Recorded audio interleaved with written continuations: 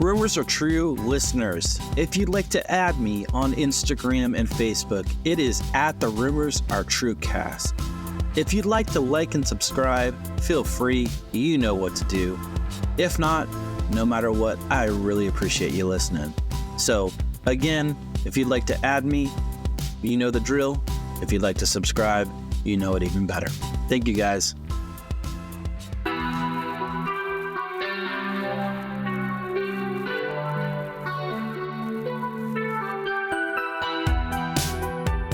Welcome, it's Jeremy Allen Gould. I'm coming to you today to confirm between God and of man that in fact, the rumors that you have all heard are true. I started this podcast because I freaking love music. I was privileged enough to book amazing artists and bands in the past, and I was lucky enough to stay in touch with many of them to this day. This is a place to hear their stories. Thank you so much for riding along on this journey, and I hope you enjoy what you hear. With that said, the rumors are definitely true.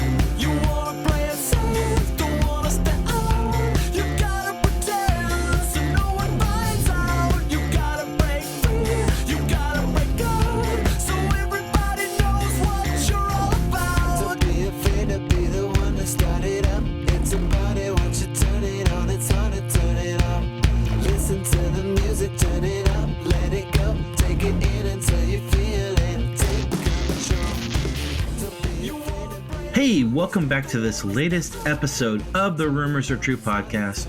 My name is Jeremy, and today I welcome Mike Porter. You know Mike from the bands 6 Feet Deep, Brandtson, Swarm of Bats, and Golden Streets of Paradise. Awesome conversation with the legend himself. It's been so cool to get to know him over the years. I was lucky enough to book Brandtson back in the day, so it was just awesome to reconnect with Mike. It's just awesome. I hope you enjoy this latest episode with Mike Porter. Mike, thank you so much for coming on my podcast, man. I really, really appreciate it. Yeah, absolutely. It's great to see you, Jeremy. Yeah, man. Thanks for having me on. Absolutely. Tell me, what's going on in your life currently? What's in your world, man? Geez, not a ton, to be honest with you. I recently bought my first house a couple of years ago. Oh, so yeah. That's really kept me busy. That's awesome. Yeah. So, up until then, I just, was always renting and on the move and stuff and kind of putting down some roots and feeling good about that. So really, like, between work and, like, working on this house I bought, that takes up a lot of time. Still trying to write some music and get that done. So it's kind of about time management at this point. Yeah. What are you doing work-wise?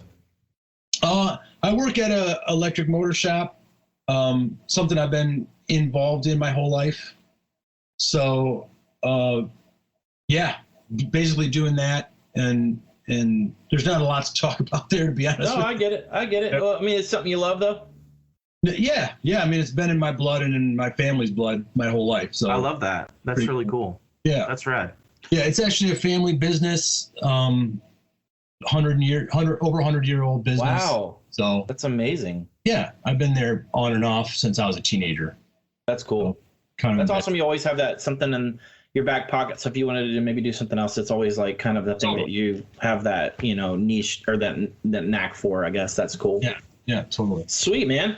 Well, I wanted to talk about briefly like how you and I met. I booked Brandtson in Wichita, Kansas, probably 3 or 4 times. Yep. Probably 1999. No, 2004 was the first time. Yes, because I started booking in 04. Okay. And I probably booked you 04, 05, 06 is my guess. And maybe, actually, to be honest with you, I think I did one of your last tours, if I remember correctly. 06 was our last tour. Yeah, so it would 04 to 06 then for sure. Yeah, okay. That puts a little perspective on it. Yeah, Militia Group Tour, I did one of those dates. Okay. And you guys were always so kind and so cool. And, for me, being a 6 Feet Deep and Brandtson fan, I was like psyched out of my mind. Yeah, that's Meet awesome. you. I named my son after you, guys. That's right. I know, dude. It's nuts. That's amazing. I changed. How old is he now? He's 19, and it's crazy because like I tell him, I'm like, hey, I had some guys from Brandtson on my podcast, and he's like, oh, that's so cool. It's like weird to like, he's an adult. He's not a kid. You know, it's just it is what it is. That's cool. Yeah. So growing up for you, man. Let's talk about your influences, some bands, some records, maybe some shows that kind of put you on the path that you went on, man. Yeah. That's a tough one. I mean, I got introduced to punk rock music when I was 13. I had a good friend that was a couple years older than me, so he always got me into some good music, and I kind of cut my teeth on like Ramones, Dead Milkmen, Circle Jerks. Man, that list probably goes on and on. Sure. So I remember like that's kind of where I built, my taste for music, I guess you'd say. And then from there, man, I don't know. Those years were just kind of like music and skateboarding, what I mean? I put my first band together when I was 14. What was that called? It was actually, at that point, it was called War Club. And then we changed the name to Standard Issue. And Tom Woolfield, who was the drummer for 6 Feet Deep, he played bass in those bands because we came up together in like junior high. So we were playing music together when we were like real young teenagers, and that kind of lasted all through high school. Sure. Yeah. So there's a demo floating around from that band somewhere. Wow. From there, even at the beginning of 6 Feet Deep, which we put together after high school in 1991, we got together. Yeah, I'm showing my age there.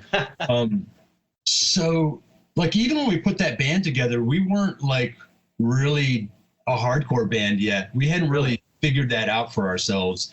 I think we kind of just started playing music together, and then a friend had a birthday party, and we just learned some cover songs. Like, I think we played a couple Ramones songs, a Nirvana song, and like we had the name 6 Feet Deep at that point, so it's kind of like a totally different thing. And then over the course of like the next 3 years, we kind of found ourselves, you know what I mean? And like, found ourselves. At the time, I think we were all listening to a lot of like straight edge hardcore, Uniform Choice, Youth of Today, Minor Threat, that was kind of our thing. And that was informing what we were writing. We were also very into the Crucified, Vengeance Rising at the time, like starting to get more into the metal territory. Sure. So that's kind of an arc musically of kind of where I came to in my teenage years. What bands were influencing you when 6 Feet Deep was starting? What were some of the bands that you guys were? That's kind of what I'm talking about with the Uniform Choice and or stuff. But we listened to a lot of stuff. I mean, trying to think of anything else. I guess what I'm trying to get at is, was the Cleveland hardcore scene kind of, impeding in your world? Yeah, a lot happened in the first couple of years. So like when I think about the time when we were like writing Struggle and we were all living together in an apartment, and I think about what was around, like we're definitely listening to a lot of Integrity and Ringworm, and who else was going on in that scene? I think this was before, man. This is really taking me back, dude. But I mean, we were listening to like the Beastie Boys, and I remember, like Pantera was big in like 92. You know what I mean? And like at the time, that was like, oh wow, that's heavy. You know what I mean? Like that was like the heaviest thing around. So that stuff was kind of happening, and I think at the time we were focused more like what was happening locally. You know what I mean? Like sure. Like, because at the time hardcore bands were coming through town. We were doing, benefit shows at YWCA's and like rented out halls and these kind of things all the time. And there was a lot of bands floating around the Cleveland area and down in Canton, Ohio and stuff. So yeah, it's funny because like to answer your question, I can't really think of what was directly influencing that record. But most likely like listening to Integrity and those bands locally saying like, we wanted to be part of what was going on here. Sure. And kind of pushed the band in that direction. You mentioned you had the name already. Who came up with the name and how did that come up? I think I came up with it. I remember I had the name floating around for a long time. In like the late 80s, early 90s, like we'd always talked about starting clothing companies. This is like back then, it was like the thing to do. Like we'd print t-shirts and stuff like that. And I think I had came up with a name for something along those lines. I remember making some posters and stuff when I was in high school. And then it just kind of hung around. And then when we needed a name, we used it. So it's kind of that simple. So when you guys started out, did you get to play with other bands? I know at the time you guys were a Christian, I guess per se Christian band. Number one, did you get to play with bands that, like Integrity, like you mentioned, or Ringworm, and also too on the other side, did you know there were other Christian hardcore bands? Yeah, I mean, as a young teenager, I was going to Cornerstone Festival, so I knew what was going on. I was a big Crucified fan. I saw those guys come up in like 87, 88. This is when they had their like first stuff out, Nailed and those cassettes that, I would bring home from Cornerstone and wear them out. Scattered Few had their early stuff. So that was a big influence too. And, also with what I was trying to do message wise, a big influence, because locally there wasn't anything like that going on. Yeah. It was either the hardcore scene was either like straight edge or kind of like evil vibes, like Integrity, kind of like thing, like Integrity. And so we just, kind of wanted to bring our message and point of view into that. But we played with a lot of bands locally. I mean, we got a chance to play with all the Cleveland bands, because once we were involved, we just started getting on the phone with everybody, and we had relationships with these bands. So we were able to get on shows and put shows together and that kind of thing. We didn't really do anything much with like bigger bands coming into town, like coming through town. That wasn't really on our radar at the time. Yeah. In fact, I don't think we played with any real kind of larger bands until after we signed to REX. Were the bands like you mentioned that playing, did they give you respect, being obviously a Christian hardcore band, which is kind of oddball out? Yeah, as much as to be expected, what I mean? There wasn't any negative stuff, what I mean, at all. Sure. And I was always one I kind of stuck to myself, so I was so in my head about all that stuff with that band, you know what I mean, that that I don't know, it was all peripheral. It just kind of get in there and do what we do. And it was awesome hanging out with all those guys, and everything was good. So yeah, I would say that there was a lot of mutual respect going on. That's cool. That's awesome. I feel like you guys were a type of band that really, from the outside looking in, from, when I discovered you guys, it seemed like you kind of had your own thing, and it seemed like you were, kind of in the same vein as those. And so it's like it almost seemed like you weren't like a Laughingstock or a Christian hardcore band or whatever it may be. Like you guys seemed like you were, in the thick of it. Yeah. Yeah. Well, I mean, I think that it's easy to see through something that's put on versus something that's just genuine. You know what I mean? Sure. Absolutely. It felt like we were a genuine band, so that's probably where, that comes from. Yeah. You mentioned REX, Rex. Yeah. How did that come into the picture? Geez, I think we, I remember. I think when we put our first demo out, we just pulled a little money and went to a local studio and recorded like a 3-4 song demo. And after we did that, I think we bought an ad in Heaven's Metal magazine. Oh yeah.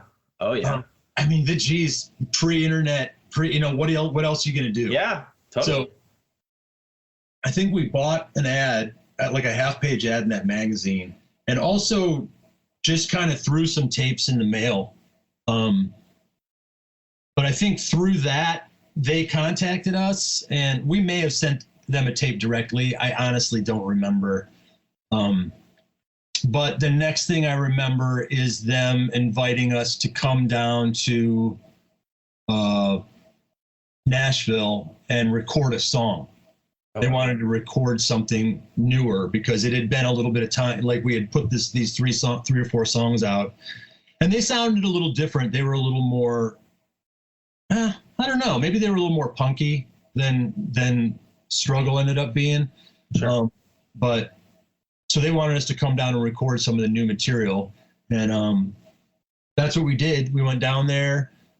I remember they did some photos and we recorded a song, and it ended up sounding bad. We never used it for anything.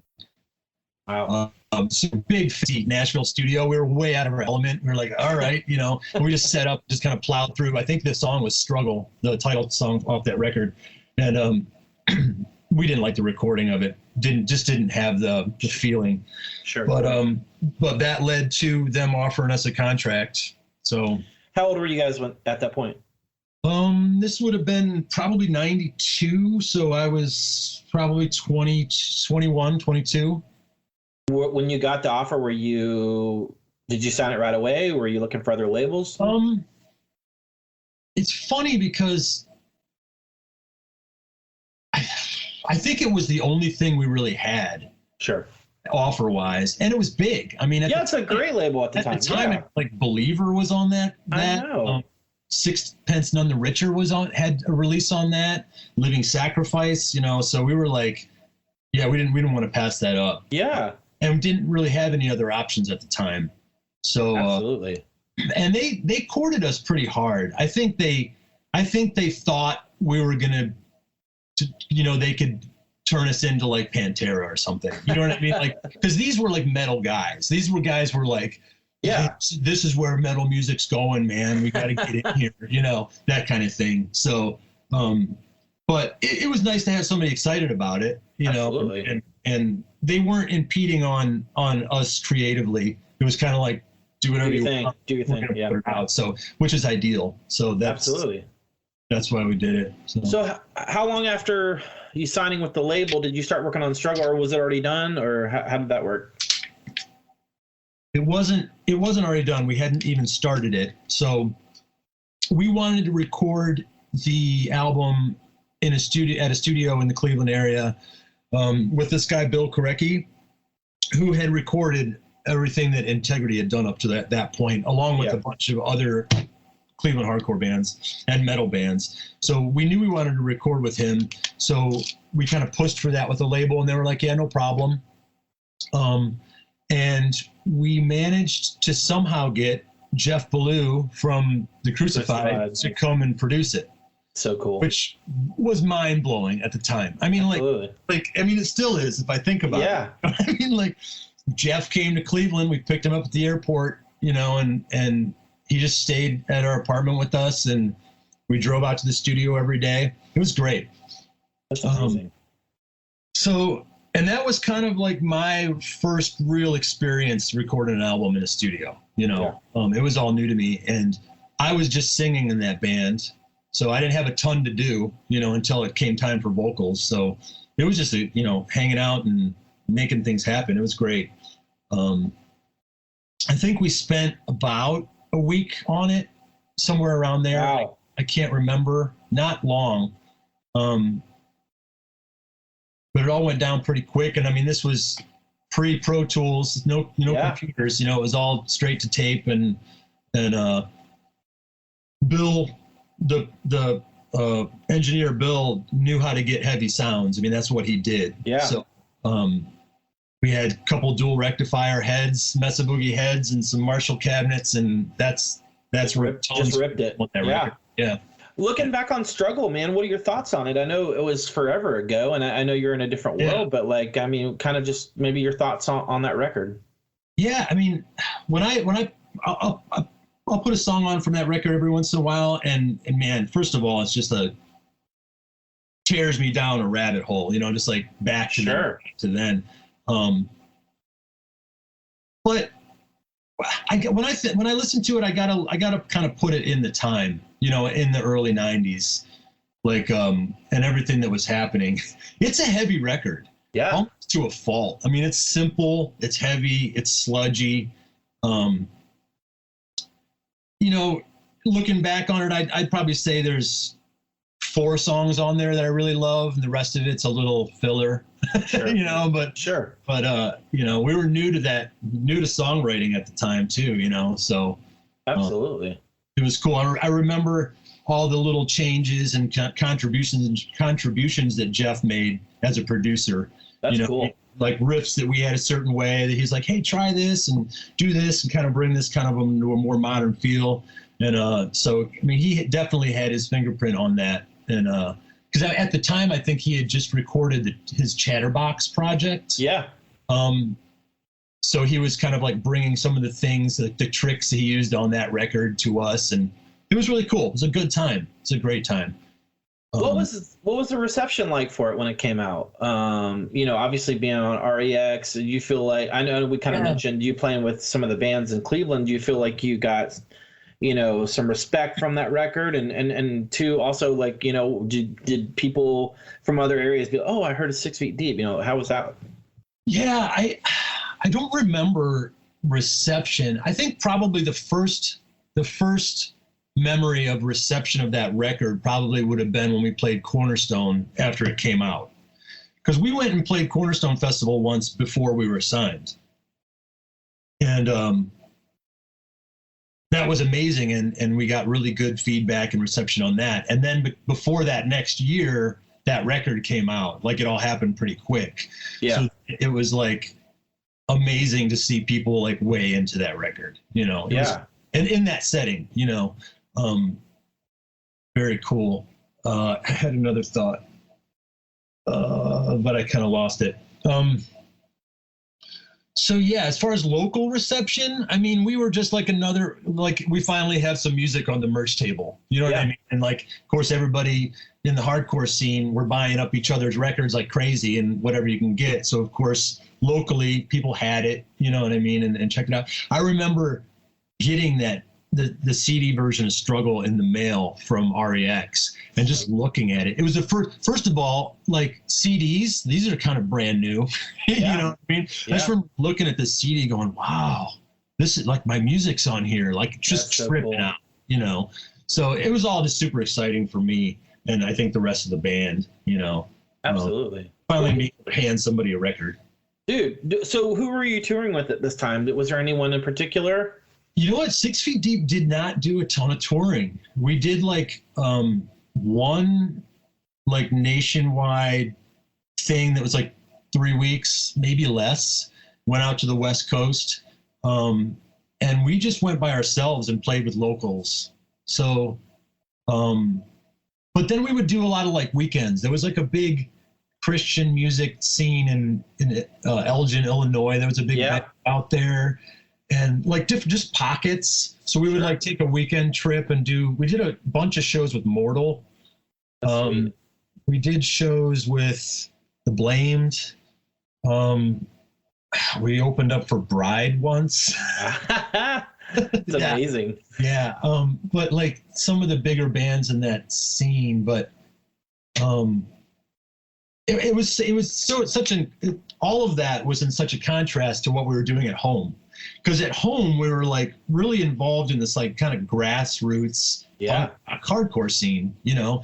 But then the record and the record label and the festival kind of opened doors to these bigger festivals and shows and So it was like we'd go on the weekends and do these tours and kind of like this whole other scene, and then come home, and then we're back to playing the YMCA with 13 other bands, bring a can of food and you get in free. Yeah. You know, which is really kind of, I think, what we wanted to be doing, you know. Yeah. That's what we loved. You know, that's where we came from. So this other stuff was just kind of like, oh, wow, there's a lot of people here. Let's put on a good show. You know what I mean? That kind of thing. And like, didn't really think a lot about it beyond that, you know. Sure. So I actually got to see you guys at Alterna Fest. I don't know if you remember that. It was in Norwalk, Ohio. Yeah. That's not far from here. I was gonna say it's probably like 20, 30 minutes, something like that. Yeah. So it was like Sixpence, The Prayer Chain, Starflyer, Blenderhead, MXPX, Focus, Bloodshed, Original Zao. Like, that's amazing. I honestly don't remember half of those bands being there. I think we were probably had some other shows involved, so it was kind of like we kind of came and played. Yeah, it was a fest. I drove from Maryland, probably 8 hours. And like my buddies and I were like psyched. In fact, I had to get a chaperone to go with me. Like it was like I was 17 and my parents were like, yeah, I paid for his ticket. He liked Sixpence. That's the only band he liked. And it was like, cool, I'm going to pay for all your food. I'm going to pay for your ticket. Just watch me, let me go ham. And that's awesome. That's awesome. Yeah, it was sick. It was definitely an influential festival. You know, festivals now are a different world, but it's like at that time it was like, you know, parking lot, hardcore bands. A friend of ours put that festival on. I mean, it was pretty small. And in fact, now that I think about it, I remember being pretty amazed that he pulled off getting all those bands. I know. If you look at the lineup, it's nuts. Like, I'm like, whoa. Yeah. Amazing. That's cool. I remember Focused being there, right? Yep. Focus, Bloodshed, and Zao all played on that. Zao and us doing kind of like a little... All in a row. Yep. Yeah. There's footage of that on YouTube, actually. There's yeah. I've seen it. Yeah. Sick, dude. So that record comes out, you're doing the spot dates and you know, a tour here and there. When do you start working on The Road Less Traveled? And is there kind of some changes in between at that time? Well, yeah. We knew there was, you know, we knew we were going to do another record. So I never really stopped writing after Struggle came out, just, you know, working on the next record. But a lot changed in that time because three members of the band, so there was only four of us, Struggle. So let me give a little history. After Struggle came out, the band was just me, Matt Simmons, Mike Schaefer, and Tom Woolfield. After we made the record, when we were talking about touring, we wanted a second guitar player. So that's when we invited Matt to come play. Sure. So Matt kind of joined after the first record. And then Tom, Mike, and Matt Simmons all got married in that year, I believe, or close to it. But that was kind of pulling them in some other directions. You know, life happens. So I think by the time we were recording Road Less Traveled, a couple of the guys had actually left the band. They had to, you know, do other things. So Road Less Traveled just kind of started off. Everything was a little bit in shambles. Sure. So the record company was having trouble. REX was having trouble, and they had that imprint Flying Tart that they were working with them at that time. So there was some money issues there. I think I finally talked them into letting me book like 4 or 5 days in the studio. So I think most of the band was there for that, and we recorded half of Road Less Traveled there at that point. But then things kind of fell apart, so I think I played bass on a lot of those songs and guitar on a lot of those songs. And I had Brian Gray from the Blames, asked him to come play some bass on that record, and he did. So that was a different animal than Struggle was, because we kind of had to piece it together. Between trying to get money out of the label and book studio time, we had to do it in pieces. We didn't have a producer this time. We did it ourselves. There just wasn't any money for it. Yeah. And the fact that we were recording it kind of in sections made it difficult. Oh, I'm sure. It took over the course of a few months to record that record. So what was your question? I was just asking about the record. I guess what are your thoughts on it, looking back on it? It sounds like it was a fragmented recording process. Kind of looking back on it, I know it's a different record than Struggle, and it's just right. And kind of now that you say that, it kind of makes sense, Right. So the band was kind of going through some changes. By the time that Road Less Traveled came out, I think the original members, we were all back together again, or at some point we were. At another point, we had asked Clank to play guitar on a tour with us, because Mike wasn't able to make it or something. So we had some members come in and out. But as far as that record goes, it was different. I think that we tuned up a little, because Struggle is just all detuned, like open chords. Oh, yeah. So we kind of brought it up, we straight tuned a little bit. I still think we were half step down, but we wanted to get more of a hardcore sound and get away from just over those couple years. There's a lot of bands were doing that, Sure. sludge stuff, and it's great. I love it, but we kind of wanted to bring a more energy into that record. So, some faster stuff, and sure, and all that. So, listening to that record, my biggest disappointment with that record is we had production problems and no money to fix anything. I wish that certain songs sounded better. Wish I could go back and fix some things, but sure. All in all, I think it's a great record. There's some great songs on that one. Absolutely.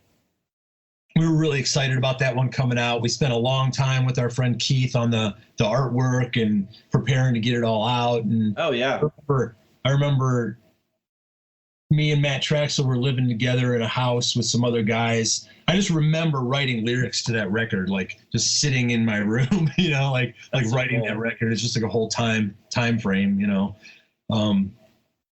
But yeah, and it came out, and I think I honestly can't remember. I think it was that record that we did the 2 or 3 week tour on, not Struggle, if I remember right.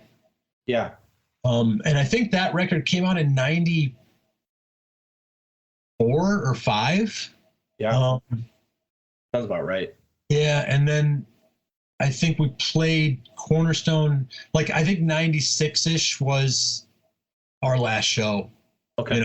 And I think it was in Illinois, in Elgin, Illinois, if I remember right.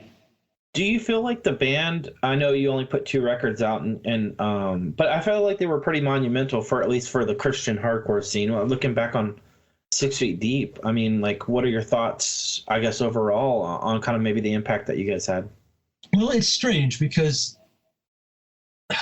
when I think of Christian hardcore bands from back then, really it's all about California.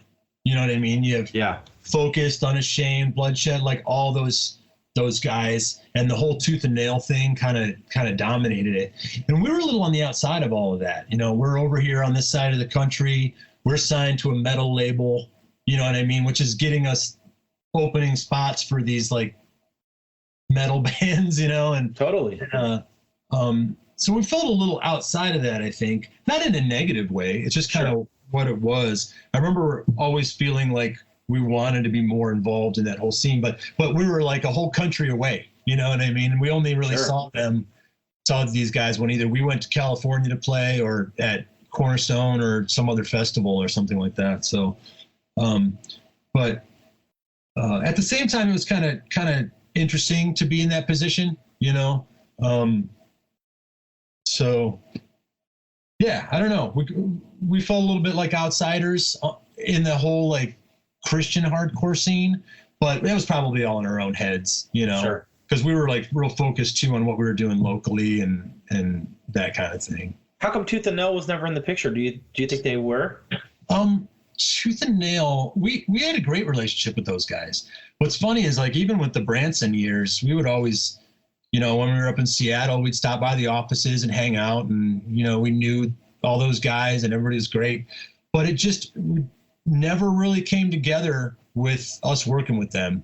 Either we had already had some other stuff going, or yeah, I don't really know, to be honest with you, why we never really connected with Tooth and Nail. You know, when we signed with Deep Elm, we signed for quite a few records, so that kind of kept us pretty busy too. So yeah, I'm not sure if I answered that. No, you're good. I always thought you guys probably would have been prime on that label, just looking back. Mm-hmm. But you mentioned you know, the band ended in '96 around that. Is that kind of when Brandtson started? I think you were kind of probably writing those songs at kind of the tail end of the band, correct? Yeah. I when I was writing stuff for Road Less Traveled, I kind of had a separate folder of some stuff that wasn't going to work. I'd written some melodic stuff for that Road Less Traveled record. There's that Broken Tree song on there. Yep. And I had some other stuff in that vein and kind of tucked away. So when 6 Feet Deep ended, it was strange. Like the ending of that band was kind of strange.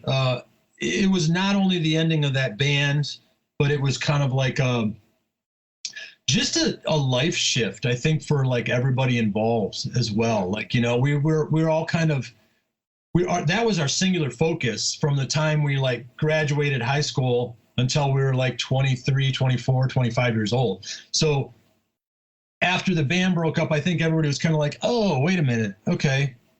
Life. You know what I mean? Yeah, like totally. So it was kind of a unique time. I just remember kind of like just evaluating what I'm doing and what I want to do and where I'm going from here and that kind of thing. But I just kept writing, and Matt at the time was doing Steadfast Records. Yeah. This would have been like 95. So I said, hey, I got, you know, these songs. What if we did an EP and put it out on the label? And it's like, yeah, definitely. So I recruited my buddy Jared, who I've known my whole life, to play drums on the songs. So we just went into Bill Korecki's studio, the same studio we did the 6 Feet Deep stuff in, and me and Jared, and I recorded guitar and bass and vocals, and he played drums and did some vocals on it. And I think we had 5 songs, something like that. And that's what was going to be the EP. And then since 6 Feet Deep had completely dissolved by then, me and Matt were like, we should put a band together. And you know, what if we use these songs? So that's what we did. Jared wanted it. Jared said, yeah, I'm in. Matt said he's in. I'm in. So we're like, we just need a bass player. So I remember Matt, when you interviewed Matt, he told this story about John. Who's a friend of his that, well, an acquaintance he had, called him up and said, hey, you want to come try out? And he showed up one day. And I remember it was funny because talking to John afterwards, he was like, dude, Jared hates me. I'm never going to be in this band.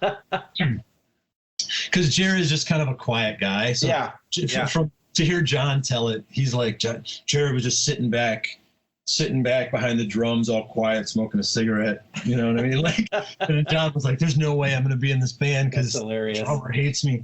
But I think he was the only guy we auditioned, and you were like, yeah, you're in. You're awesome. You're a great bass player, cool guy, you're in. who knew that we were going to spend the next dozen years of our lives living in a van together. Absolutely. So once he joined, we quickly wrote another 5 songs or so, went back to the studio, recorded those, and then mashed all those songs together, and that was Brandtson's first record. And then Matt put that out on Steadfast. Yeah, I was gonna say I feel like I remember ordering it because I saw that you guys were starting a new band at the time, and I was like, ooh, this will probably be good. And I knew it wasn't hardcore. I knew, reading in HM and our Heaven's Metal, oh, there's a new band. So I remember ordering it and loving it and thinking it was so fantastic. Really? Awesome. I love that you guys put it out recently on vinyl. Such a great record. Yeah. Let's looking back on Letterboxd, maybe kind of tell me, your thoughts on that. I know you said they're kind of mashed together, but maybe your thoughts on that record. Man, that record was really exciting. I mean, that was kind of the beginning of my, I want to say, like, my musical journey. 6 Feet Deep was, heavy music is different than melodic music to me in my head. In fact, one of the reasons I kind of moved towards when Brandtson started was I just creatively was pulled to make more musical music. Sure. I love heavy music. I still listen to a lot of heavy music, but this is just kind of where I was being pulled to. So that record meant a lot. It was kind of like, exploring a whole side of myself that I hadn't really even discovered yet. So sure. So I remember when Matt pressed the CDs of that record. I remember going to Cornerstone that next year, and we just had them in our backpacks, and we were just walking around like, "You guys want to check out the CD?" You know what I mean? Like, that was the extent of it. It was sick. It was really cool, super fun, and just the grassroots nature of it. Putting it out ourselves and making it happen was really cool. But yeah, musically, it's a little all over the place. I mean, if anybody's familiar with that record, it's got some really heavy stuff on it. It's also got some wispier stuff. It's a real layered record. I mean, since I recorded that, some of that essentially myself, I would just layer guitars, and vocals and things like that, just kind of experimenting. So some of that stuff gets a little experimental. But I remember when I was writing that record, I was listening to Sunny Day Real Estate, Jawbreaker, Deftones' first record was out at that point. Like all of that was like swimming in my head, and a myriad of other stuff, Mineral, just so much stuff. And in fact, I would say those records kind of opened my eyes to melodic music. Absolutely. I can remember driving around listening to Sunny Day Real Estate's Diary and like feeling such emotion. Yeah. That music. That it was just mind blowing to me.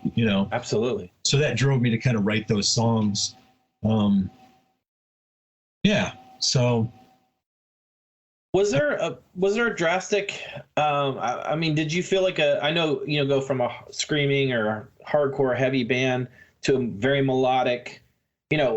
How was that for you? The change? I know you kind of mentioned that you had the slower song on Road Less Traveled, but it's like how? I mean, was there just was it natural for you, or was it hard?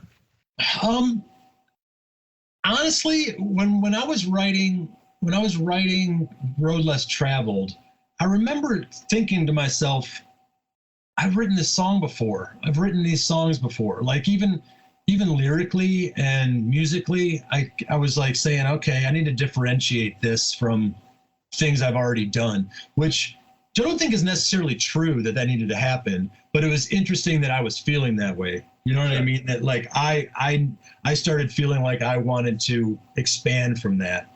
So I don't think it was like difficult. I was just kind of following my heart on it, to be honest. Yeah. Just kind of writing what was coming out of me.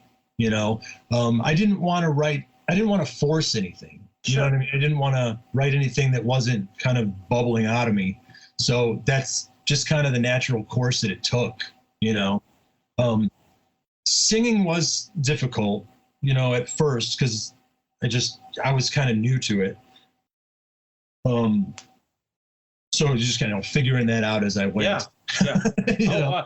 I mean, it's definitely drastic from 6 Feet Deep, but it's cool that you're multifaceted. It's awesome that you can, have the heavy band and then the super melodic.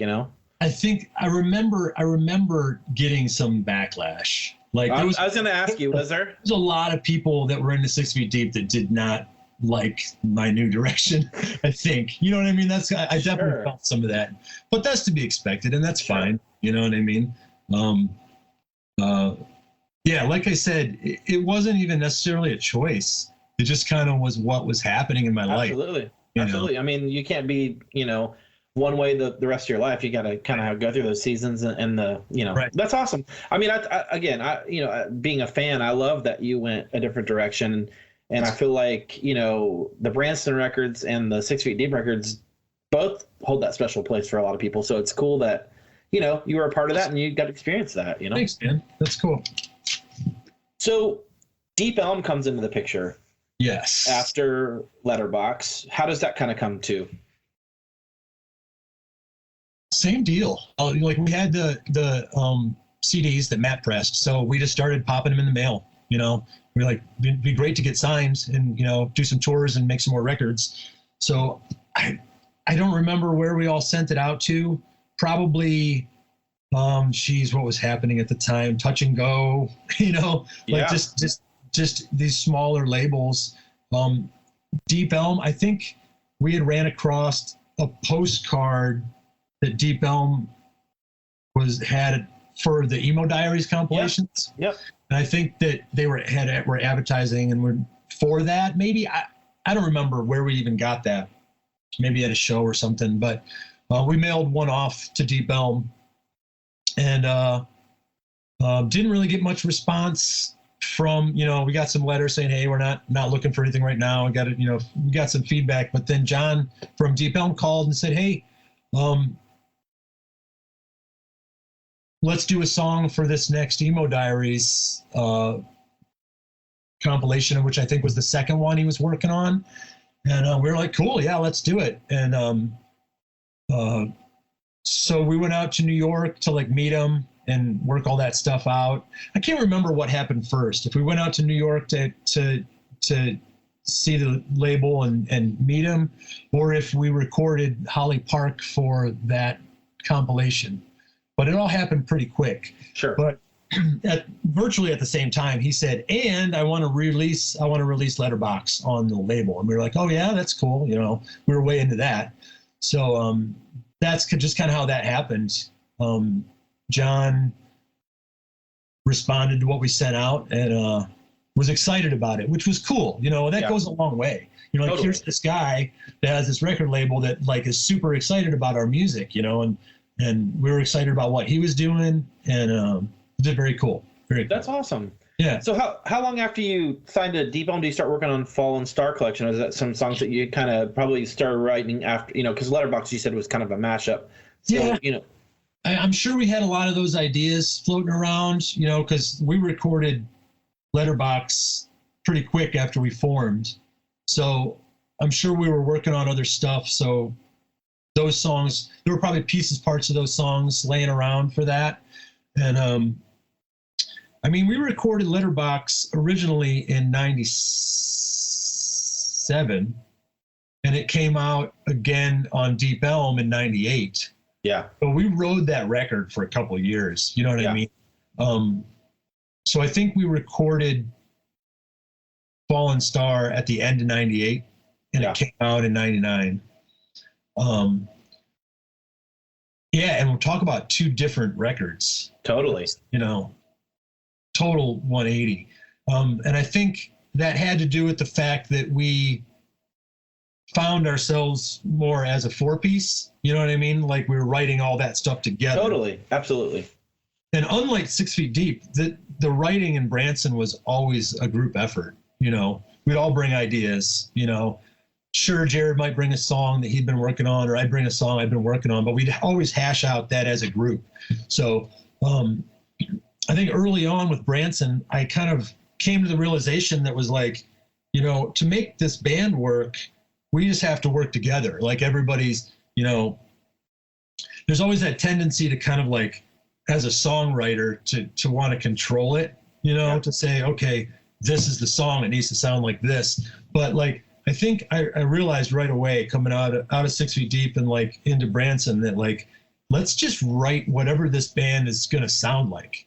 You know what I mean? Let's figure out what the four of us sound like and write that music. Sure. That's what we did. And I think that really shows on Fallen Star Collection. The other reason that record sounds so drastically different is we recorded it digitally. Like the letterbox was done by Bill Korecki, who's a hardcore metal engineer, you know, on tape. And then we recorded Fallen Star Collection, I think on ADAT, digital ADAT, in like another studio in Illinois with a new engineer. So it just came out, and it's a lot cleaner, a lot more clean tones on that. But I remember the engineer was not super involved. He was kind of like, go ahead and set up. And he just put some mics up and we just I love that. Recorded, you know. That's amazing. So I remember thinking, wow, this is so much different. But it's interesting to look back on Fallen Star Collection because it's super raw. There's just not a lot of effects on anything. It's just what was coming out of our amps at the time, and the vocals are real dry, you know. So how do you feel about it? Do you like it? I mean, I really like the songs, you know, with like anything, and I'm sure any musician can relate, but you know, I look back listen to some of it and be like, whew, I wish I would have sang that on key, but who cares? You know, people that like that record, you know, if someone likes that record, there's so much nostalgia attached to it. Totally. If it sounded any different, you know, it wouldn't make a difference. Absolutely. So what was the touring like after that? I feel like I saw you guys on that tour, or maybe around then with Appleseed Cast, maybe? Yeah, that was 98. And wow, talking about jumping in the fire. This was before Fallen Star Collection came out. So this was the Letterbox tour. This is after. Oh, okay. Maybe it was. Yeah, maybe you had just signed or something like that. Yeah. So the record had just come out on Deep Elm, like re-released on Deep Elm. And John from Deep Elm, John Such, had really kind of built this database, which was honestly printed out on like stacks of paper of just like all these contacts across the country of like kids that were willing to like book bands. That's and like cool. That kind of thing. So, I mean, we really booked that tour just emailing and on the phone.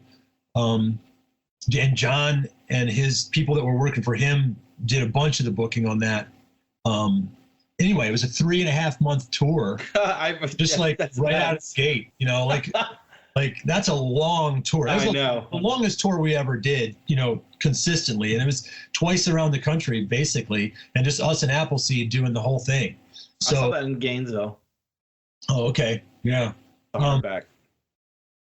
But that tour was amazing because, I mean, we played a lot of basements, living rooms, bars, you know, just anything, the back of a seafood restaurant, you know, like just like anywhere that like a local kid could, you know, the local space where kids could put on shows, like they would just be like, you know, like essentially they would just book local bands and friends bands and stuff like that. But it's like, oh, this band is looking for a show. Yeah, let's do it. You know, so just total grassroots, like wherever we could play, sleeping on floors every night. There was no money in it. You know, it was just hoping they feed us and get some gas money to get to the next. Yeah. So yeah, Deep Elm was priceless in getting that organized. Absolutely. You know? Absolutely. So yeah, it was a long one, and there was some hardships on that one. I bet there was. We bought the only van we could find that we could afford to go on that tour was a 1979 Ford Econoline. It was leaking about a quart of oil every day, but it's all we had. So we packed all our equipment in the back of it and hit the road. That van made it to Seattle before the back axle broke and the wheel flew off, and we had to scrap it. That's so hilarious. Deep Elm helped us rent a van for the rest of the tour. The funny thing was that, so we rented this van, which was in great condition. 2 months later, there was a broken headlight, a dented bumper. I think something was broken on the dashboard. It just had been through it, you know. But we ended the tour in Illinois, and the van had to be returned in Seattle. Oh my God. So John from Deep Elm had agreed to pay for one plane ticket from Seattle to Cleveland. So one of us had to drive that van from Illinois to Seattle and fly. My God. Who was that? It ended up being John Sayer. We basically drew straws. Oh, wow. And he was like, man, and none of us wanted to do it. I mean, we straw. 3.5 months on the road. We just wanted to be home. Of course, the other three of us had to cram into the cab of a tiny little U-Haul and drive home with all our equipment. Like I'd rather do that. Yeah, me too. Me too. So John stepped up and got that done. That's awesome. Yeah. So Dial In Sounds comes out after Fallen Star Collection. Looking back on that record, what are your thoughts on that? Again, a little bit of a departure as well. That's the order of it? Yeah, I think so. I'm trying to remember. No, okay. Well, the EP was between it, but there was an EP between. So I gotcha. But just to touch on that EP real quick. Yes, sure. That was a title change for us. That EP came out in 2000, trying to figure each other out, and we. Oh yes. After we did all that touring, I mean, on Letterbox, we did a bunch of touring on Fallen Star Collection as well. So things were kind of, you know, progressing. But then we just really noticed a big jump in attendance at the shows after that came out. And I think because it was like an energetic record, and like at the time, you know, Get Up Kids and bands, you know, were popular, and like kids wanted that energy at the shows, and that record kind of gave it to them, and so that kind of was a shift. So then on to Dial In Sounds, which it's such a blur. I don't even know how we found time to write that stuff, to be honest with you, because we were touring all of that. Yeah. And we were never very good at writing on the road. So I guess we would just come home. I mean, we worked pretty hard. Like there was never a time where we weren't rehearsing at least weekly, if not twice a week, when we were home all the time. So, I think when you look at and listen to Dial In Sounds, you can tell that we were like heavily influenced by OK Computer. Oh, great at the record. time. One of my favorite. It's probably my favorite record. Yeah. Oh, come on. For sure. Come on. Yeah. I mean, like that record. It's brilliant. Yeah. Amazing record. And I can hear that. I can even see it in the artwork, and I can hear it. You know what I mean? Totally. That's kind of what voiced that record a little bit, along with a bunch of other stuff. Just a thought I always have when I think about that record. But I think that gave us a little bravery to like get a little more experimental. There's some weird stuff on that Dial In Sounds record, and I think it all kind of worked for the most part. But like just, you know, time signatures and guitar parts and the way things work together, just kind of like one time Ed Rose said to us, he said, one thing I like about you guys, or something to this effect, is that half the stuff you guys write shouldn't work, but somehow it does. That's so cool. That's a great compliment. Absolutely. It always stuck in my mind. And I think Dial In Sounds kind of embodies that. You know, there's a lot of stuff on there that's loosely held together, and it creates a cool vibe on a lot of the songs. Absolutely. And I think it was a more mature record for us, you know. Totally. So Well, you mentioned Ed Rose. I mean, it was the first time you worked with him on that record, and what was that like? I know he's kind of a staple, you know. We worked with Ed on the EP prior to that. Oh, okay. So that was our first. That's another thing that really kind of, I think, boosted the band in 2000 with that EP was we had Ed attached to it, and he was recording the Get Up Kids, you know, it was in Kansas, and he was from Kansas. So, I mean, there was that whole connection, which I think gave us a little clout as far as like, you know, maybe some record reviews, and with some publications, you know, were a little more willing to talk about us because of that. And then, of course, the sound that Ed got on that record. And it was also back to analog recording. Yeah. To tape. So Dial-In Sounds was our second go with Ed. And I mean, all these records we did with Deep Elm, we would, for an EP, we maybe had 5 days in the studio, and for a full length, maybe 7 or 8 days. And that's for getting there and down to final mix, like the whole record, which, man, thinking back, I don't even know how we did that, you know. And it really boiled down to preparation. You had to be ready to go in there and record. Yeah, just go out and rip it. So we were kind of at Ed's mercy, and lucky for us that we were, because he, you know, he's an amazing engineer and producer. You know, he would jump in and say, hey, I don't like that. This isn't working. Change this. Try this. And we really had like a symbiotic relationship with him through all those records. I love that. Really grateful to Ed for all that stuff. That's cool, man. I love that. I mean, I've always been a fan of what he's done, and it's cool. It's cool that you got to experience that and be a part of that in his pantheon of music. You know, that's what quite a feat for you guys. And I think you can hear it, you know, if you listen. Oh, totally, 100%. Letterbox to Fallen Star, and then after that, it's like, oh, okay, well, Ed's involved. Absolutely. I mean, and that, you know, not to slight the other records, but you can tell a drastic difference. And totally. Yep. Militia Group, that kind of comes into the picture after that. How does that kind of come into? Love Chad Pearson, such a sweetheart, great dude. Oh yeah. Yeah. Maybe talk about Militia Group, how that happened, and going into Send Us a Signal. Sure. So we completed our contract with Deep Elm with the final EP that we put out there. So, and at the time, I think, you know, no bad blood with Deep Elm at all. It was just we had putting out records with them for quite a while at that point. I think we just needed a change, you know, just to kind of put a new energy into the band and what we were doing. So we were looking for what we were going to do next. And at the time, Traxler was good buddies with Chad. And I think to my recollection, it all came up in a conversation between those two as a possibility. And Chad seemed excited about it. And obviously we were like, yeah, this would be great.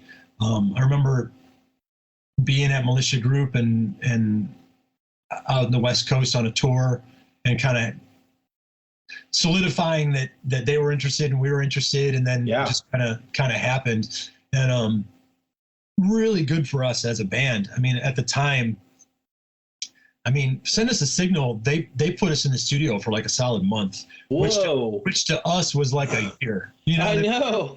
We were like, what? That's nuts.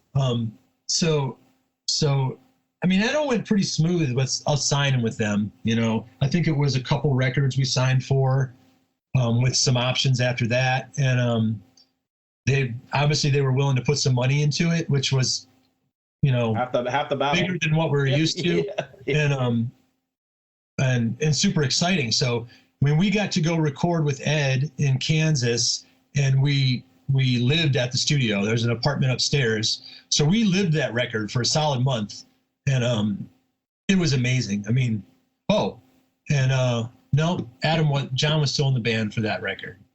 So, yeah, we were still writing, I think, for that record when we went into the studio. So we had like our laptops upstairs and a makeshift drum kit and some guitar amps. So we were like at night in the evenings, we were like working stuff out and demoing stuff and then recording stuff downstairs during the day. It was a great experience. I mean, just the fact that we could record stuff and then sit with it for a little bit of time. Sure. And say, what does it need? What can we do different? Or, does anything need to be changed? Like, just made a difference. And you can hear it in that record. I mean, obviously that's Brandtson's best sounding record. I love that record. Like, I mean, I love everything you've done, but that record to me just stands out the most because I related obviously to the songs. Right. The song in particular, Mexico, I went through a divorce. Totally, like, right. I put that on repeat, bro. Like, for real. Like, beautiful song, beautiful record. Artwork's fantastic. The whole, I think that's such a phenomenal record. I agree. What are your thoughts? Yeah, I mean, looking back on it. Man, it was so exciting. I mean, Militia Group had injected just an excitement of their own about it. They were excited about it. We were excited about it.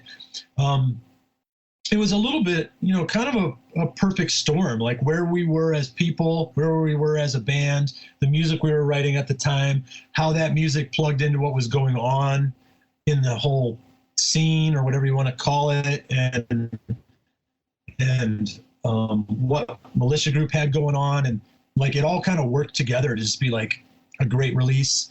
As soon as we went on tour after that record, we could feel it. You know what I mean? Yeah, I bet. People were into it. Shows were super fun. The songs were fun to play. And at the same time, we were dragging along with us this huge back catalog. So, and fans that had been with us for a long time, which was really cool. We could mix a bunch of old stuff into the set and switch it around. So, yeah.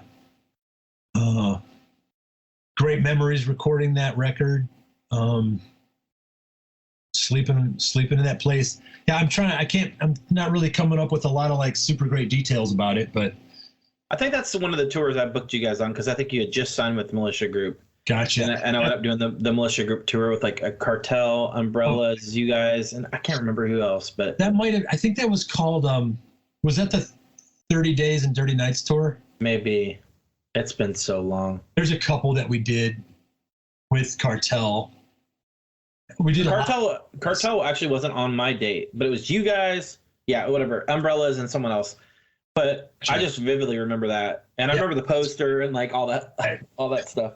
Yeah, that would have been like 04 to 06, that kind of thing. Yeah. So and then we also got to do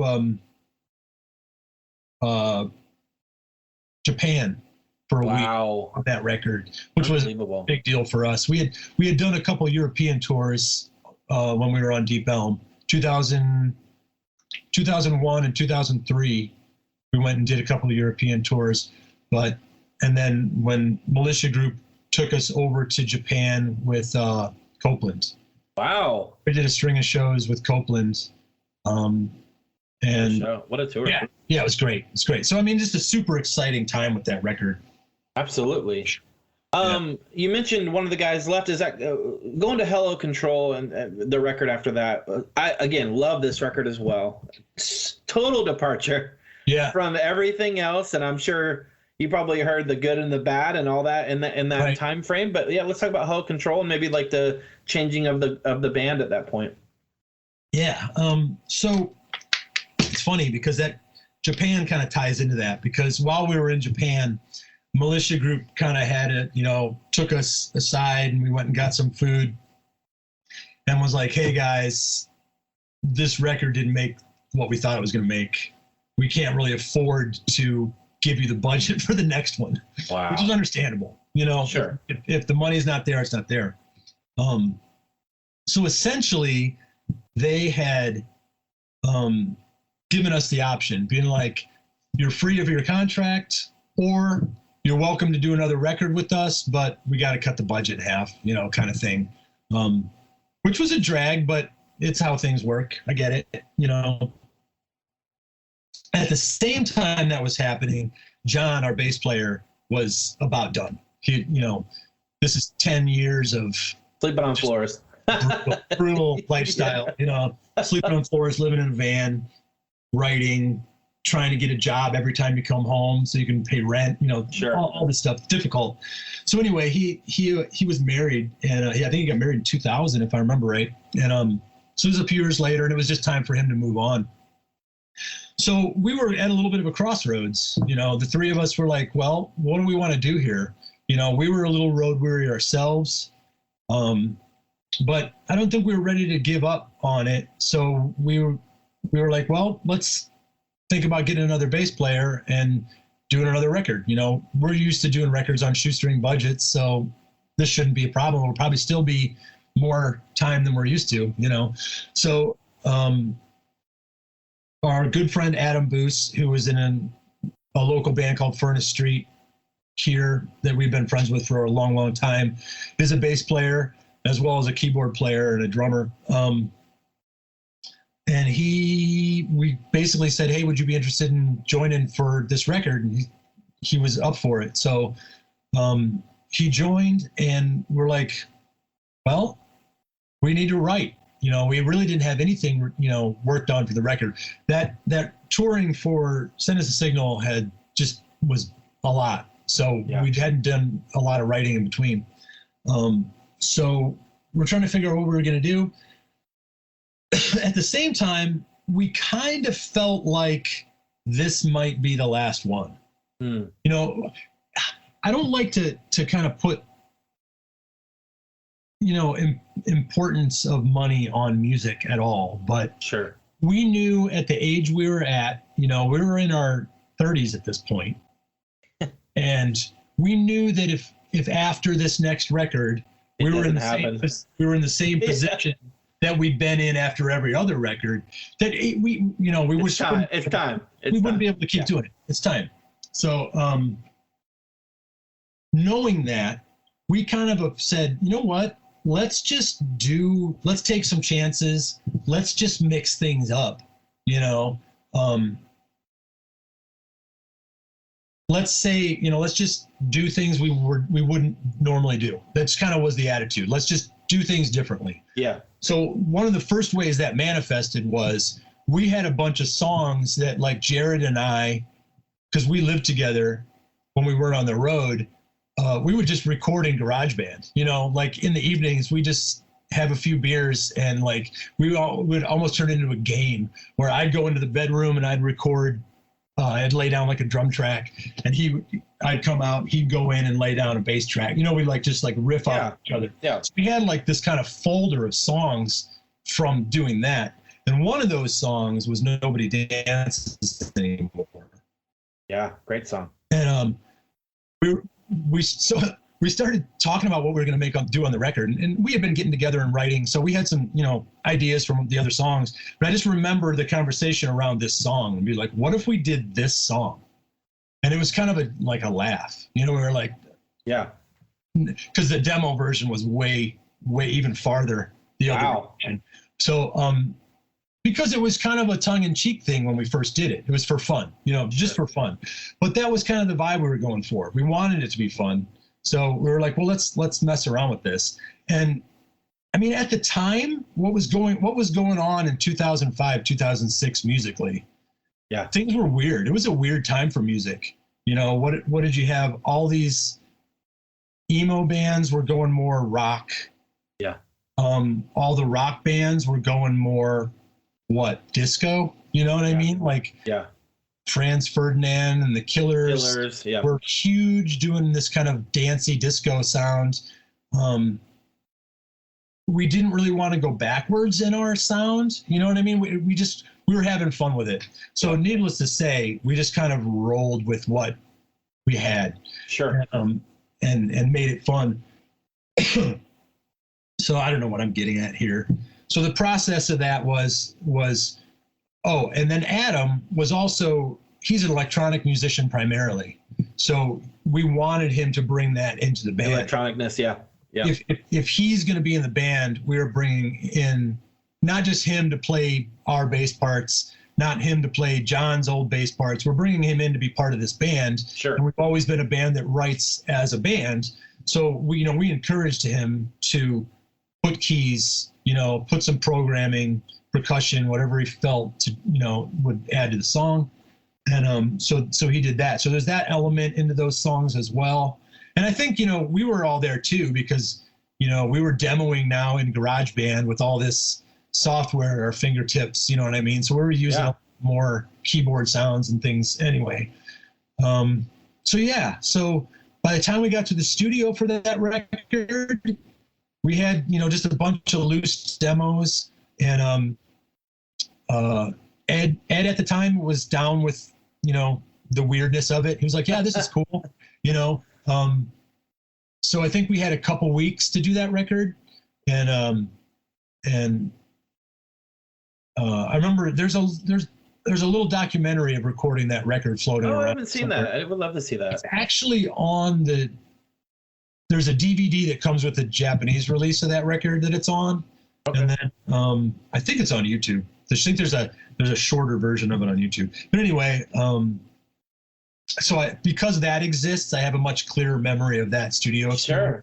Sure. Because I can look back on it. But yeah, that was a whirlwind, because it was like we had a lot of work to do in a little bit of time. I think we recorded 13 songs in 2 weeks, which was like a record for us.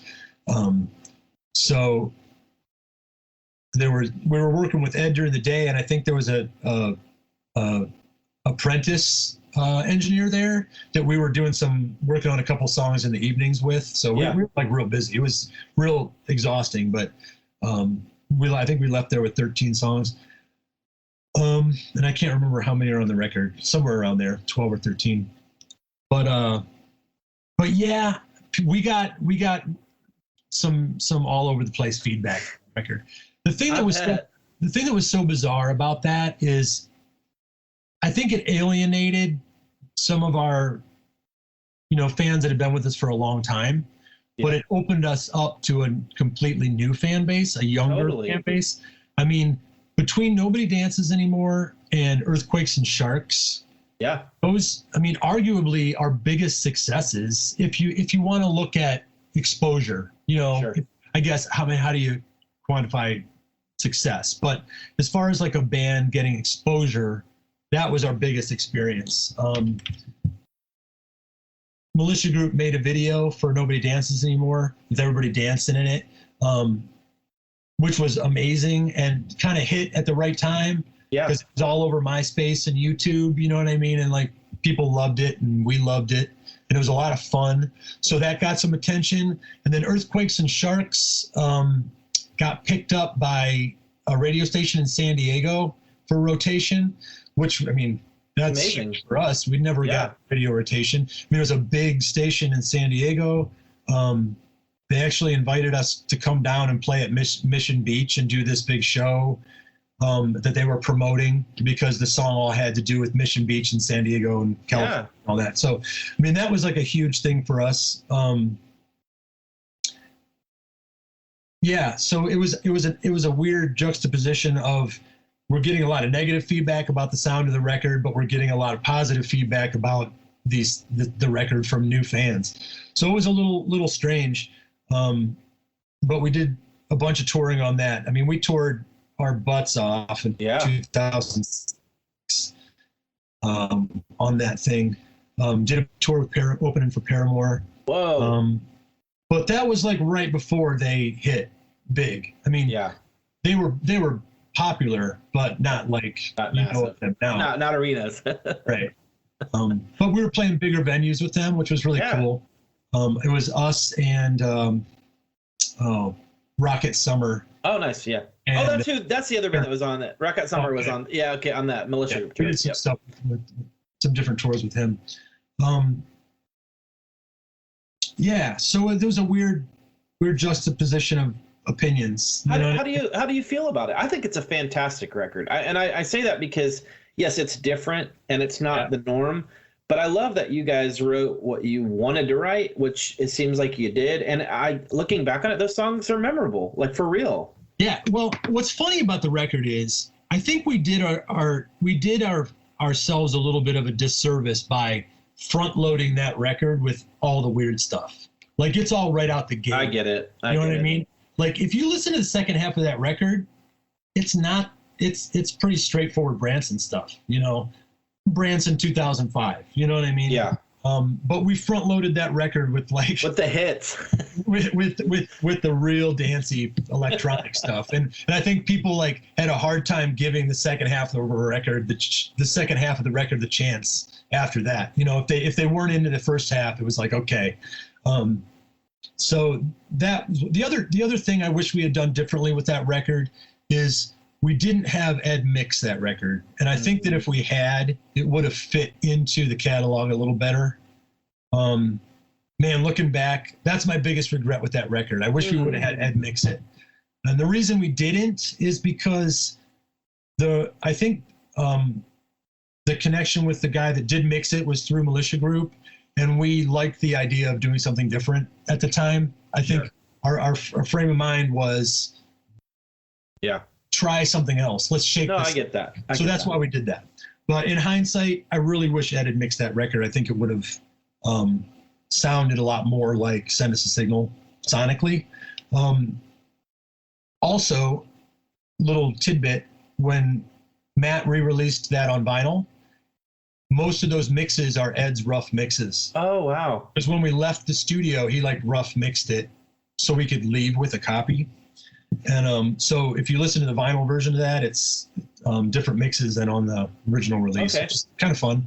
And I think it does sound a lot more like us as a band on the vinyl version. I get that. No, I get that. That's cool. Yeah.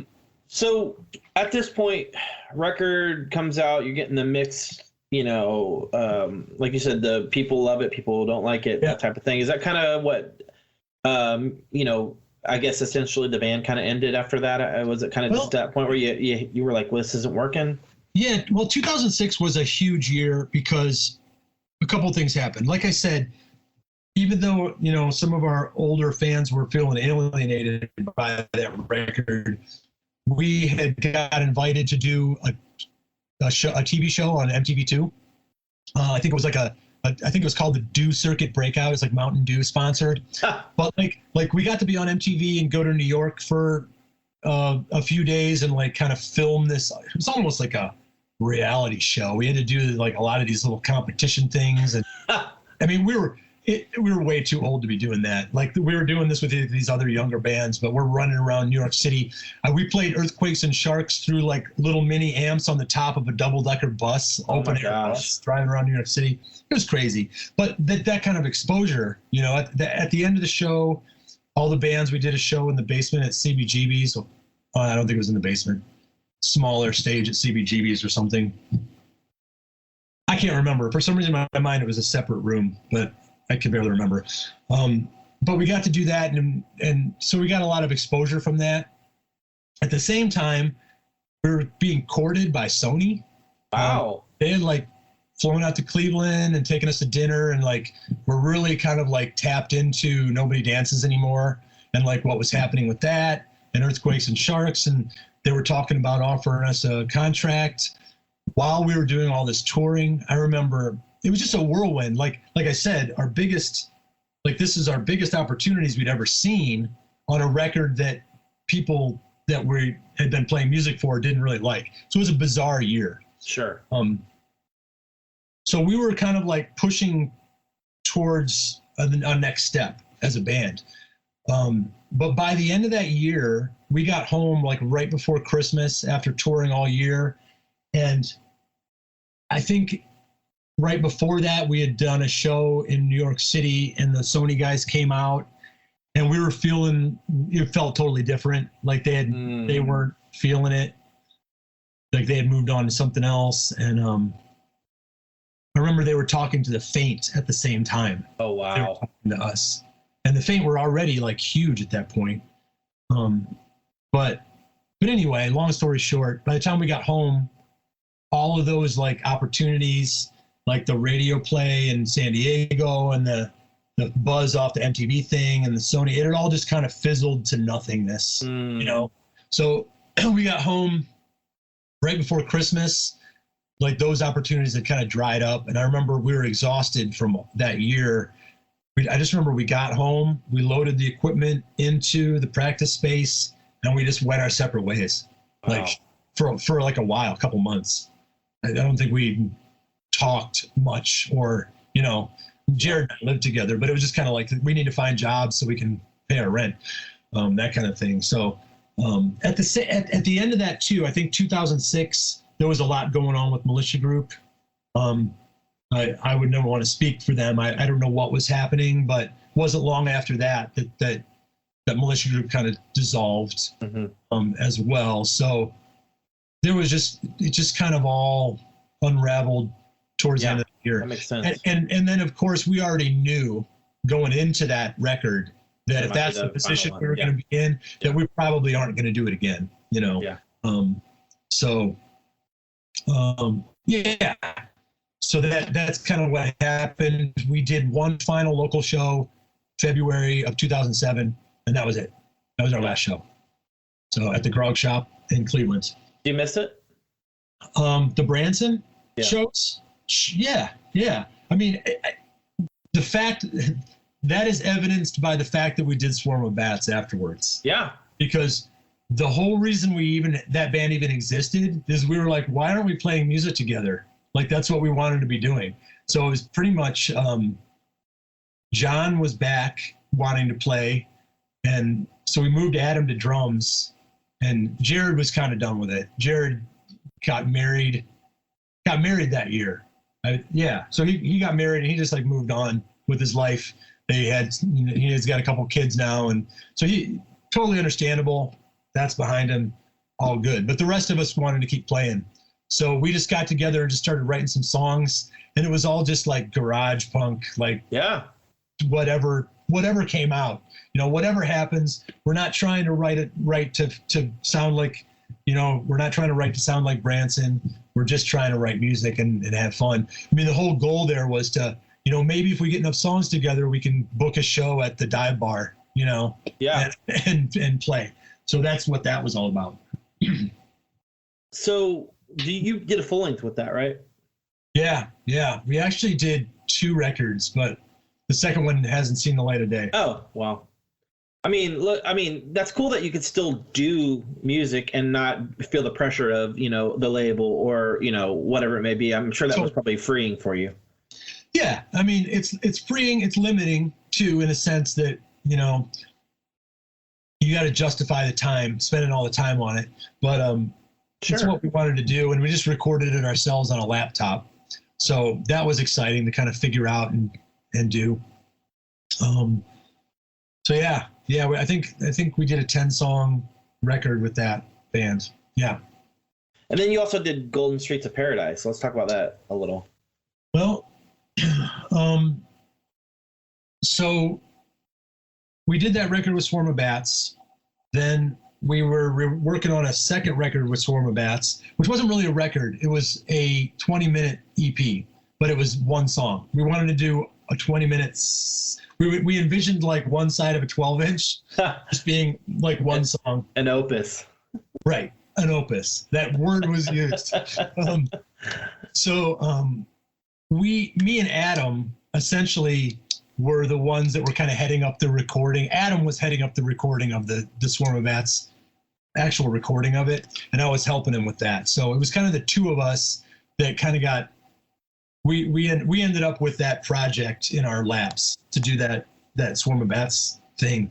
So we spent like the next year and a half recording that thing. So we worked tightly together on that. And then John moved out of state, so we weren't doing Swarm of Bats shows anymore. That was over by, I think, around 2011. And we did that second Swarm of Bats recording, and then that was over, and me and Adam were still wanting to play. Itching.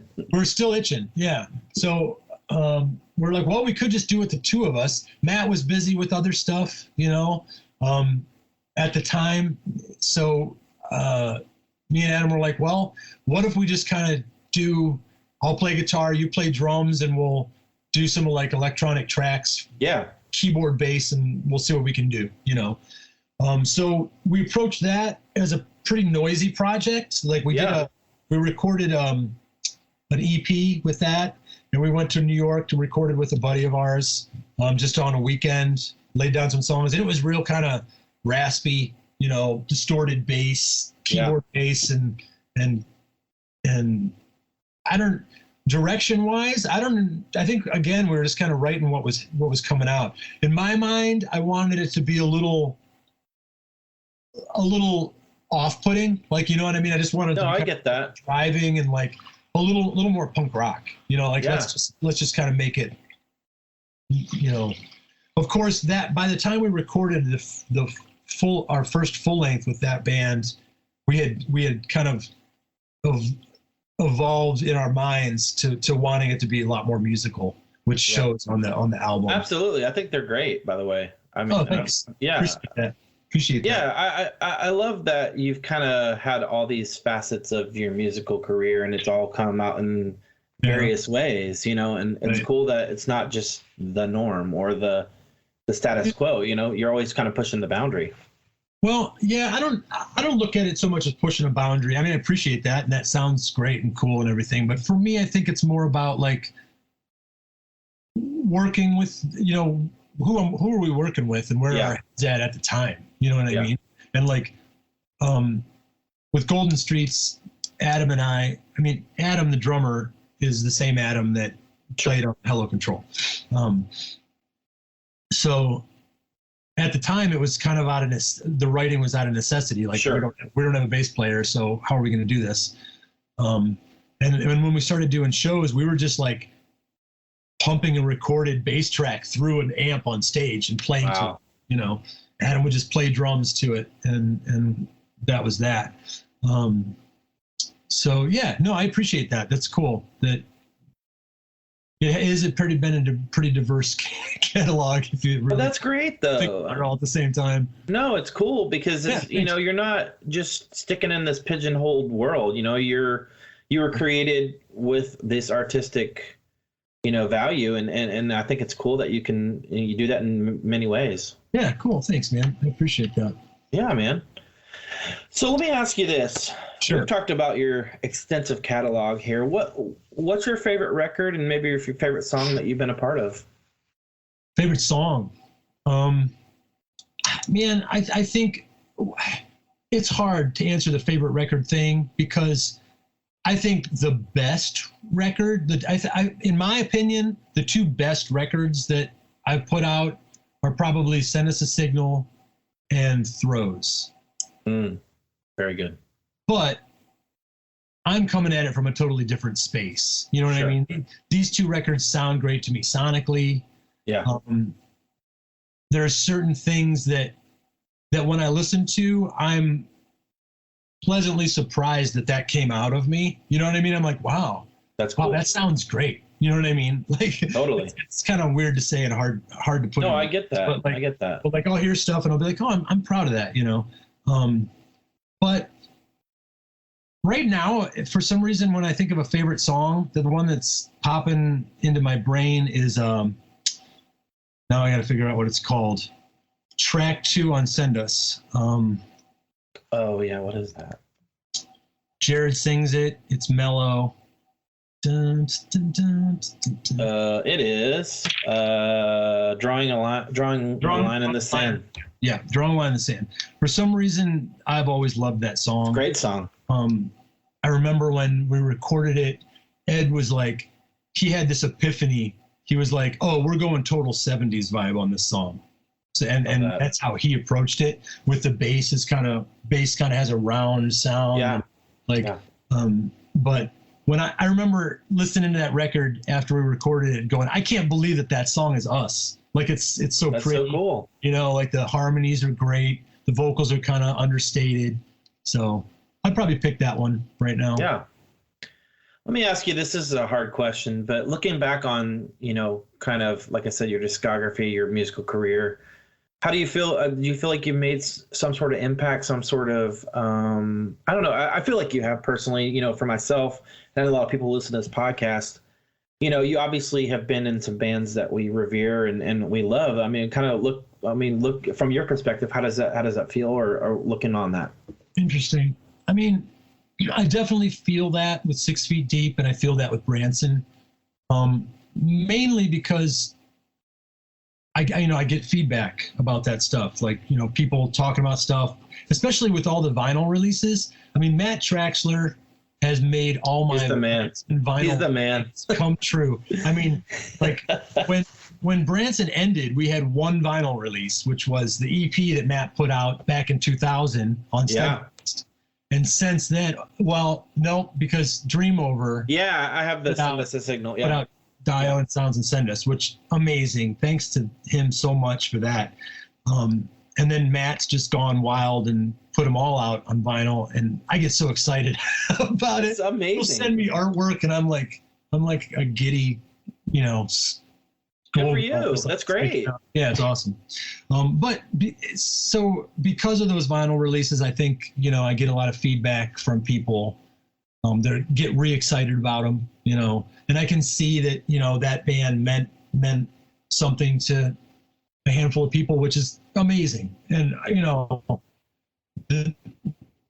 essentially the my life. You know what I mean? Like the fact that I created something, or in part created something that means something or means a lot to somebody or a group of people is amazing. Yeah. I'll hold that dear my whole life. And then 6 Feet Deep, that's a little different in a sense too, because that band was part of kind of a happening. That band was part of that whole movement, Christian heavy music thing, kind of coming into a whole younger generation. So that was cool. Glad I got to be a part of that. Like we were talking a little bit before we started, and I was mentioning that's a whole lifetime ago to me. Yeah, it really is. Like, just to try and bring it up, it's like, wow, I barely remember some of that stuff. It's amazing. Yeah. Well, on behalf of many people who listen to this podcast, I love those records, everything you've ever done. It's just been an honor to know you, number one, and number two, just have these songs that people can relate to and connect to, and in various ways. I think it's amazing. I think it's so cool. It's great to reconnect with you here now after all these years too. Dude, I know it's been so long. I know. It's funny. I started booking shows in 2004. It's like 20 years ago. It's like, it's mind blowing. Yeah. It's nuts. Amazing. Let me ask you this. What does the future look like for you? Oh man. It's great.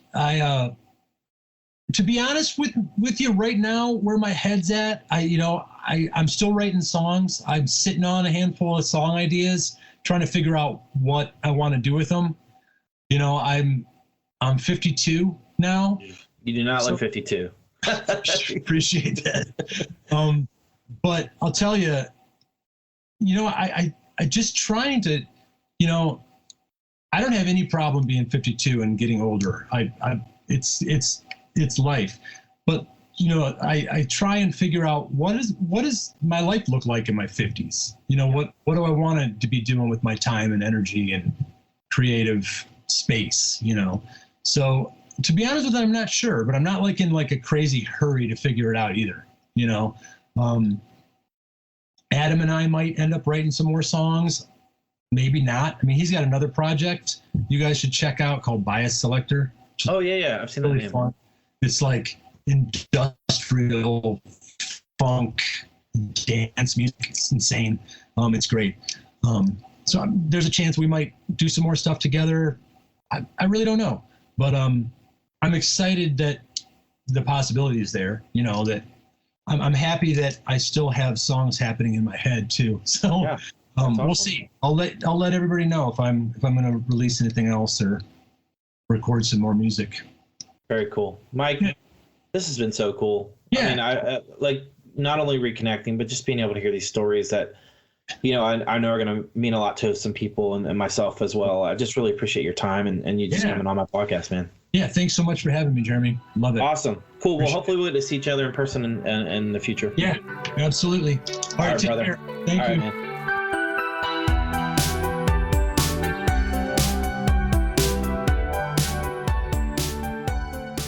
Thank you for tuning in to this latest episode. Again, I could not do it without you guys, so I really appreciate it. If you'd like to add me on Instagram and Facebook at the Rumors Are True Cast, if you'd like to donate to the podcast, there's a link in my Instagram and Facebook for that. Thank you again.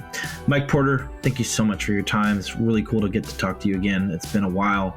I'm so stoked to know you, number one, and two, just that you've just been able to, put all this music out over the years. That's really influenced a lot of people like myself and many that listen to this podcast. So thank you again, Mike, for your time. So, guys, we got some incredible artists on the horizon. Man, nostalgia is still a hell of a drug.